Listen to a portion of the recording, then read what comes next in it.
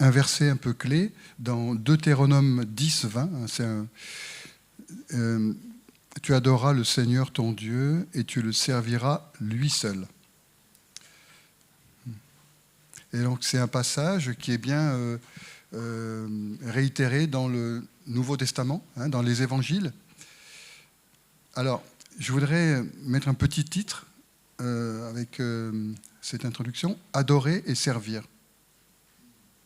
Adorer et servir. On pourrait dire aussi que servir, c'est adorer, adorer, c'est servir. Et on voit dans toute l'Écriture que ces deux termes sont liés, sont très très proches. On dit que nous venons dans un culte d'adoration, c'est comme ce que nous faisons. On dit aussi, par exemple, en langue anglaise, on dit un service. C'est un culte.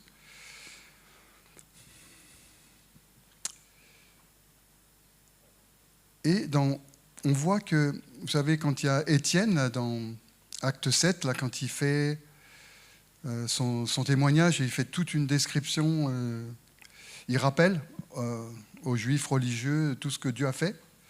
Et à un moment donné, dans Acte 7, il rappelle la sortie d'Égypte, de l'esclavage. Et Dieu dit, voilà, je sortirai ce peuple, et bien sûr, après, je jugerai cette nation, l'Égypte, qui a servi son peuple, mais je libérerai mon peuple pour qu'il vienne m'adorer et me servir. Et on voit dans le sens de ces deux mots sont vraiment, vraiment, vraiment liés. On voit que Dieu dit dans sa parole, dans Romains 1, 24, il dit, voilà, l'homme sans Dieu, en fait, s'est perdu dans ses raisonnements et s'est perdu forcément dans ses comportements, mais qu'il a refusé, en fait, bien qu'il connaissait, il y a suffisamment d'indices de Dieu dans la nature, dans la conscience, dans l'histoire, dans tellement de choses, dans l'Écriture, mais qu'ils se sont perdus et qu'au lieu d'adorer Dieu, de lui rendre grâce, l'homme sans Dieu a adoré la créature, il s'est adoré lui-même et tout ce qui a été créé par Dieu. En ce moment, on est en train d'adorer la technologie. Je sais pas, moi, je m'intéresse beaucoup à l'intelligence artificielle et tout ce que je peux lire ou voir. Et on voit que voilà, l'homme fait confiance à la technologie. Et c'est vraiment une forme d'adoration. J'aimerais dire que l'un ne va pas sans l'autre, l'adoration et le service. On voit l'apôtre Paul, quand il y a sa conversion, qu'est-ce qui se passe? Il a une illumination de qui est Jésus et il voit que c'est le Seigneur. Le mot, c'est Kyrios, c'est le maître absolu, le maître suprême de l'univers. Et tout de suite, il est question, Dieu lui dit que voilà, Jésus dit qu'il va montrer à cet homme comment il va le servir. Et d'ailleurs, lui-même, l'apôtre Paul dit qu'est-ce que tu veux que je fasse? Cette illumination, c'est une adoration. Qu'est-ce que c'est une adoration? Il y a beaucoup de définitions, mais c'est vraiment une concentration sur une personne, sur quelque chose. C'est un amour, c'est un respect. Donc là aussi, il y a le principe d'adoration, illumination, c'est-à-dire il voit que finalement ce Jésus qu'il combat, eh bien, il est vraiment vivant, il est réel. Et donc il y a une adoration, Seigneur. Et tout de suite, dès qu'il est converti, il est au service. Et nous voyons ça dans nos vies. Dès qu'on est converti, nous servons. C'est-à-dire, nous voulons parler. Nous voulons dire ce qui s'est passé dans nos vies. Nous voulons dire celui qu'on a rencontré. Et donc c'est déjà le service, c'est immédiat, vous voyez? C'est immédiat. Adorer, c'est reconnaître Jésus, bien sûr, comme le Seigneur créateur du ciel, de la terre, avec tout ce qui s'y trouve. Et c'est reconnaître sa plus haute souveraineté, qu'il est souverain sur toute chose, sur tout ce qui se passe, de bien comme de mal. Et c'est de reconnaître notre plus profonde dépendance. Adorer, c'est ça aussi, on reconnaît. C'est pour ça que, bien souvent, quand je viens dans la prière, j'aime bien reconnaître que Dieu est tout, qu'il est souverain de tout ce qui s'est passé dans ma vie, de tout ce qui se passe, de tout ce qui va se passer, et que je suis finalement dépendant de lui, de ses provisions, de sa grâce, de tout. Et donc, adorer, c'est ça. J'aimerais dire aussi que l'adoration, c'est aussi une louange, c'est rendre grâce. C'est aussi vraiment lié. L'adoration, c'est rendre grâce. Souvent, pourquoi l'Écriture nous invite souvent à rendre des grâces en toutes choses, c'est la volonté de Dieu, etc. Parce que là aussi, on met Dieu à sa place, on l'adore, on reconnaît.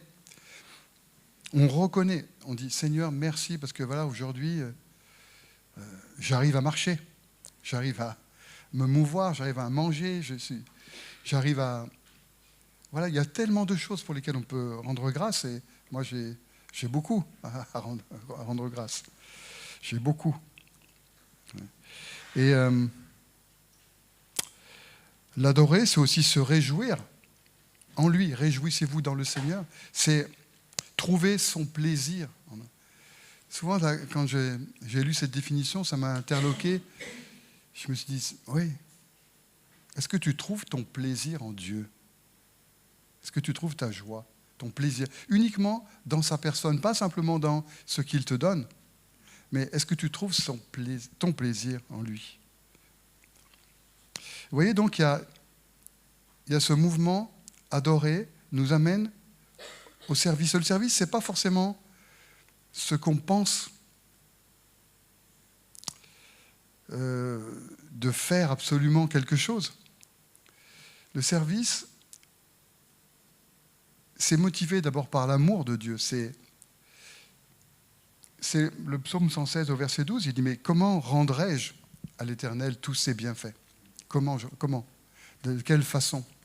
Déjà, le servir, c'est l'adorer. Vous savez, quand il est dit dans l'Écriture, tu me serviras. Tu me serviras, ça ne veut pas dire que je vais faire quelque chose, un travail précis, ça n'implique pas ça. D'abord, le servir, c'est l'adorer. En fait, l'adorer. Lui rendre un service, lui rendre un culte.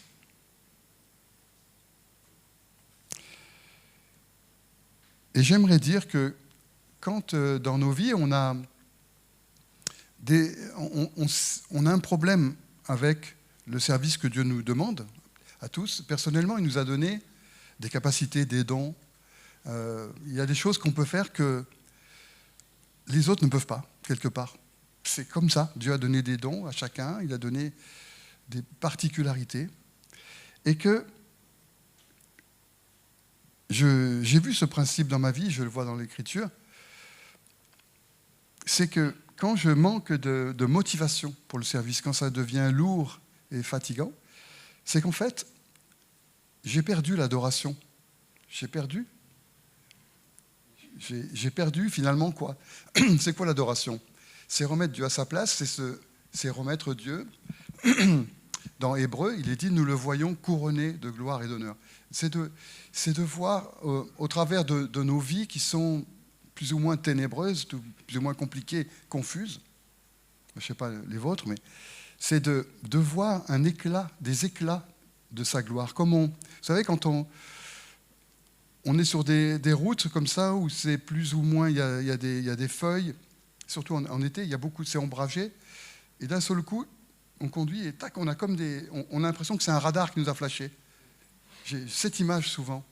C'est ça, en fait. Nous le voyons couronné de gloire. Et si on perd ces éclats qui viennent d'en haut, si on perd voilà, on ne peut pas. Et dès qu'on se rappelle que Christ règne, on l'a chanté, j'étais touché par la louange, hein, merci pour vous faites un super travail, j'apprécie, vraiment, grandement. Et on perd cette notion de... Il est élevé, il est à la droite de Dieu, et cette louange, cette adoration qui Hop. Donc l'adoration sans service n'est que religiosité finalement. Et le service sans adoration, c'est des œuvres mortes, c'est de l'activisme, c'est pour ça que j'aime beaucoup ce verset dans Hébreux 9, 14. Il a dit que le sang de Christ peut purifier ma conscience afin que je serve le Dieu vivant. Hein? Il peut purifier ma conscience des œuvres mortes.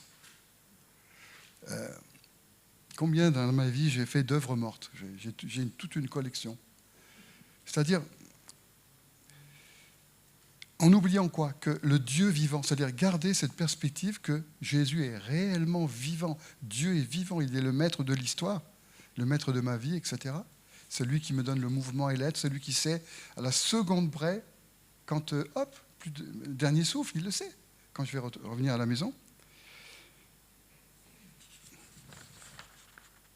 Je ne veux pas être long, je promets.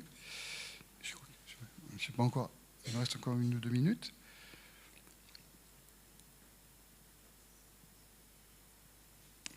Donc le sang purifie, ça veut dire quoi? Nous, notre service que Dieu demande, ce n'est pas dans un temple comme dans l'Ancien Testament. Hein. C'est un culte spirituel. Dans le livre d'Hébreux, il nous dit que nous louons Dieu avec notre bouche, mais ça vient du cœur, parce qu'on comprend l'œuvre de la croix. On comprend qu'est-ce qui s'est passé. On comprend que Dieu s'est rendu accessible par Jésus-Christ, on comprend que son sang a été versé pour nous, que l'alliance a été scellée pour toujours, que rien ne changera ça, Dieu ne changera jamais ça. Et donc, j'ai cette adoration qui vient, une concentration vers, et par ma bouche, j'ai l'action de grâce. Merci Seigneur, parce que tu m'as sauvé, tu es le souverain de ma vie. Je terminerai avec un petit témoignage personnel. Tout à l'heure, quand le pasteur a dit, on a chanté « C'est mon histoire, c'est mon chant », je me disais « Waouh, c'est mon histoire ». Et on a commencé à dire quelle année. Eh bien, vous me croirez si vous voulez, mais moi j'ai dit l'année 71. C'est là que ça a commencé, en fait. Donc, si vous voulez, ça fait à peu près 53 ans que Dieu essaye de m'amadouer et de me faire comprendre qu'il m'aime, vous voyez, et qu'il règne dans ma vie, dans l'histoire, ma petite histoire de vie. Pour moi, ça me paraît très long, mais pour Dieu, il la lit comme ça, voilà, en 1 seconde. Et donc, je réalisais, je me disais, waouh. Et pourtant, encore je doute de l'amour de Dieu. Encore je doute. Et j'ai douté il n'y a pas si longtemps que ça. Mais des gros doutes. Hein. Et j'aimerais dire, on discutera si on a un temps de questions-réponses, je crois qu'on a. On parlait tout à l'heure avec j'ai visité hier un homme de Dieu. Et on parlait de l'absence de Dieu. Vous savez, ce que certains appellent la nuit profonde de l'âme. Et dans ce qu'il partageait, je me suis complètement retrouvé. Ben, malgré ces nuits profondes, malgré les moments où on a l'impression qu'on n'a plus de foi, on n'a plus rien, tout est parti. Hein? Mon Dieu, pourquoi m'as-tu abandonné? On se sent abandonné, on se sent sec comme un coup de trick, tout est aride, et ça peut durer des mois, ça peut durer des années. Ben, malgré tout ça, quand on est restauré, il y a cette adoration. Et immédiatement, ça, il y a des gens qui vont raisonner avec moi, dans Jean 20, c'est pareil, quand Pierre a complètement échoué, il a une vision de Jésus, mais de grâce incroyable. Hein, et Jésus le sert encore, lui prépare un bon petit repas. Et la parole, je regardais ce détail ce matin, je me dis, c'est quand même... Pourquoi elle dit après le repas? Pourquoi? Parce que c'est important que Dieu sait que nous sommes des êtres fragiles. Par moments, si on a faim, on ne peut pas être concentré, on n'est pas bien, on est un peu nerveux. Même les hommes d'affaires, ils savent, ils ne signent pas des contrats avant. C'est une fois qu'on a bien mangé, on est bien assis, paf. Et là, il lui dit, même tu... Donc c'est pareil, là, il y a ce phénomène d'adoration et de service. Et là, il lui dit, voilà, tu vas paître mes agneaux, hein, mes petits agneaux, c'est toi qui vas... Voilà, mais encore une fois, on voit ce principe, adoration, c'est-à-dire vision claire de Jésus-Christ ressuscité. Jésus-Christ fidèle, Jésus-Christ sauveur, Jésus-Christ de celui qui, quand tout le monde sera parti, lui restera. C'est ce que dit Paul. Hein. Voilà, je ne vais pas être plus long. Mais vous savez ce que c'est dès qu'on commence. Une ficelle en amène un autre. Mais merci Seigneur pour ta parole.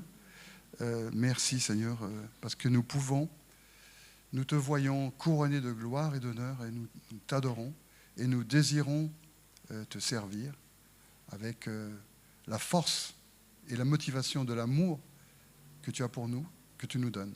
Au nom de Jésus, Amen.